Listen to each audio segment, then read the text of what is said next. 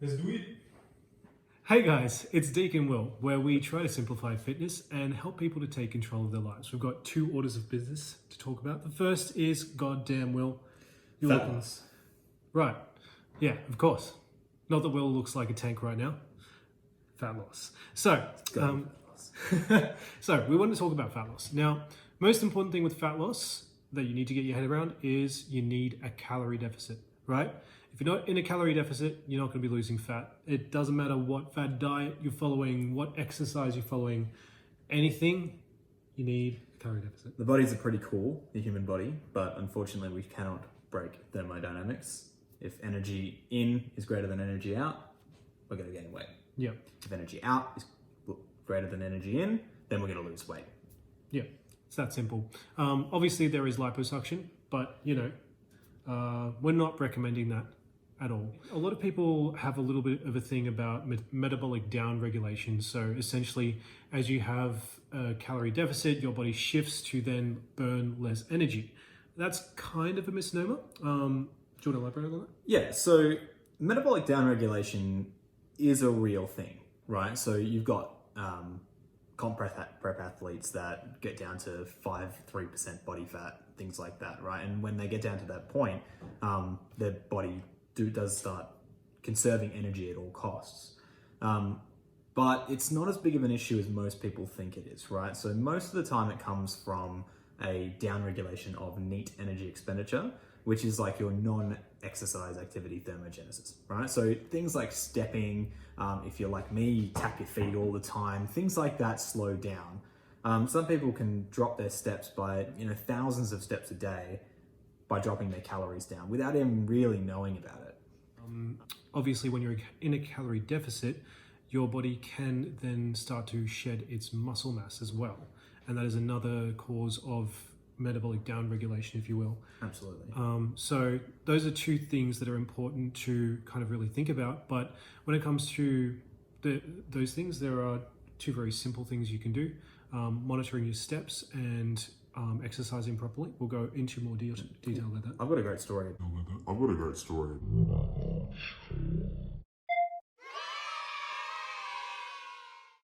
Story about downregulation of neat energy expenditure. Okay. Obviously, I've been a personal trainer for a long time now, and I had a client that was tracking his calories in MyFitnessPal. Wasn't training this guy for very long, so we obviously want to bump people's calories up over time just to get them to a healthy range. But when he was tracking, and I believe that he was tracking correctly, but he was only getting to about 800 calories a day, which is ridiculously low. Yet he was not losing any weight, and he wasn't putting on any weight, but he was certainly not losing any weight. So I started tracking his steps as well. Yeah.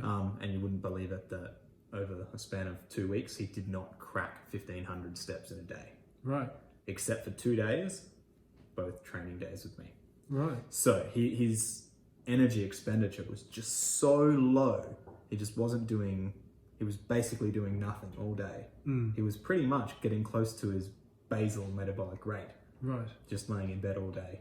Jeez. Not actually getting up and doing anything. Okay. So Yep. for him, his obviously maintenance calories was so low because he was doing nothing. Okay. Right. That's why I wasn't losing weight.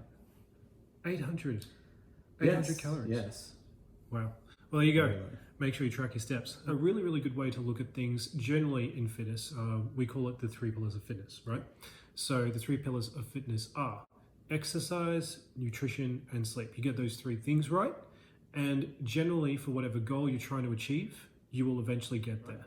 So let's talk about each one individually. Let's talk a little bit about nutrition, yeah? So with nutrition, we find that a high protein diet is more preferable. It helps to spare muscle mass, and obviously protein is a little bit more thermogenic. So Absolutely. So the difference between protein and the other macronutrients, being carbohydrates and fat. yeah. So carbohydrates and fat, I'm almost certain that fats burn about 3% of their caloric. Yep. When you're so digesting 3% of the calories by digestion itself. I'm pretty sure that carbs are about 5%, and then proteins upwards of 20 to 30% of its total energy just to digest it, right? So in a way, by increasing your protein, you are creating a calorie deficit because Yeah. it's taking more to digest that food. Yeah. And I want to specify that when we say a high calorie diet, high protein diet, we don't mean all protein, right? We're not carnivore lovers. We mean getting above what is normal. So, pushing to that 2 grams, 2.2 grams per kilogram per day. Yeah, a general rule of thumb in the fitness sphere is around a gram of protein per pound of body weight. So for you metric users, that would be 2.2 times your kilograms. And it's quite easy to figure it out. Sounds like a lot of protein for people that don't eat that way, but you will see the difference once you start eating that. A lot of things become easier in terms of fat loss, and also in training, getting stronger, all that sort of stuff. Okay, so another thing I wanted to touch on just briefly is the whole thing of HIIT training. So HIIT training is is a high intensity interval training. Not even just HIIT training, just anything that's high intensity. Do you need to do that sort of training in order to lose fat? Now, it depends on your level. And when I say your level, I mean like how much have you trained? Are you somebody who's been sitting on a couch for the past couple of years and you decided, all right, maybe it's time for me to get in shape? For you, I would probably say track steps, get into a resistance training routine, and you will see a lot of great benefits from that. High intensity interval training and any way of increasing intensity when it comes to cardio, great for cardiovascular health. Absolutely. But also that would be something you would use to maybe get those last few percentage of fat off when you're really trying to get cut up for summer or something like that. Yeah, it is effective in some ways, obviously, but if you don't enjoy it and it's not sustainable, then you don't need to do it to lose fat. Yeah, compliance is king. Compliance is king. Yeah, you're doing all of that. You've been doing it for 4 months, and you've hit a wall. And I don't mean literally hit a wall. I mean figuratively hit a wall. You've started to plateau. So, what do you do? What do you do, Will?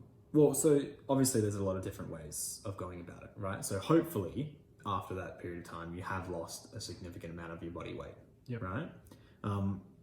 What a lot of people recommend is that the general amount you would want to lose in one diet phase is no more than 10% of your body weight, okay? After that, it seems that it's quite unsustainable because you lose way too much of muscle mass and basically it's too long to be sustainable, Right. Okay. right?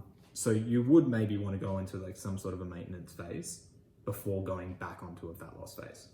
Try to develop some more muscle mass, reset, and then go again.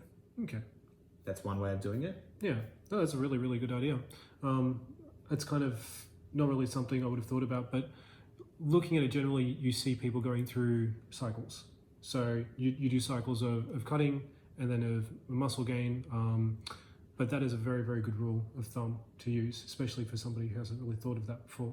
Yeah, well, it's the same with muscle development as well. You know, in a bulking phase, you don't want to gain 20% of your body weight because, you know, the more you gain, the more fat you're going to gain, Yeah. which is going to be harder to get back down to whatever you were sitting at before, 12% or whatever body fat. You don't want to be straying too far away from that. Yeah. Cool.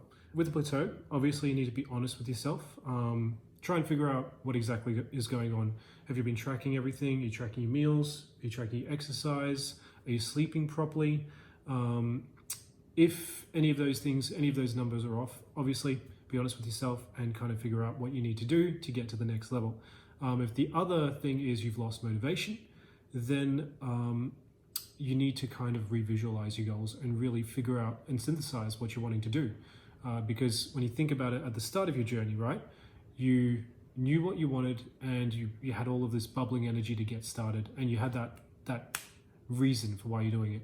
Revisit that reason and really figure out, is that the goal? Is that what I still want? If that is, then recalibrate and get moving towards that goal. The most important thing is to be patient, right? This takes time. Yeah. It's not something that's going to happen in a week. I know we've all been guilty of doing a bicep workout and flexing in the mirror, but it's not a 1 week thing. It's not a 1 month thing. It's 4 months, and hopefully it's something that you will take with you for the rest of your life, and be able to stay fit and healthy and extremely good looking when you don't have clothes on. Absolutely. And you just got to think, I mean, it doesn't happen you don't put it on overnight and you won't take it off overnight. Yeah. If it's taken you a year to gain whatever 10 kilos and you're not happy about it, hopefully it won't take you a year to lose it, but it's very possible. Yeah, but always celebrate the little wins as well. And I don't mean with cake. Just You're not a dog. yeah, Don't treat yourself with food. that's a good way to think about it. Although, you know, celebrations and stuff like that. Again, this is going back to sustainability and compliance, right? Just not a reward mechanism. Yeah, exactly. Yeah. And if you have any questions, just feel free to shoot us one. We'll answer it on the video or on our Instagram. Love to chat to you guys and get to know you. But till the next video, you guys take care of yourselves and stay healthy. See ya.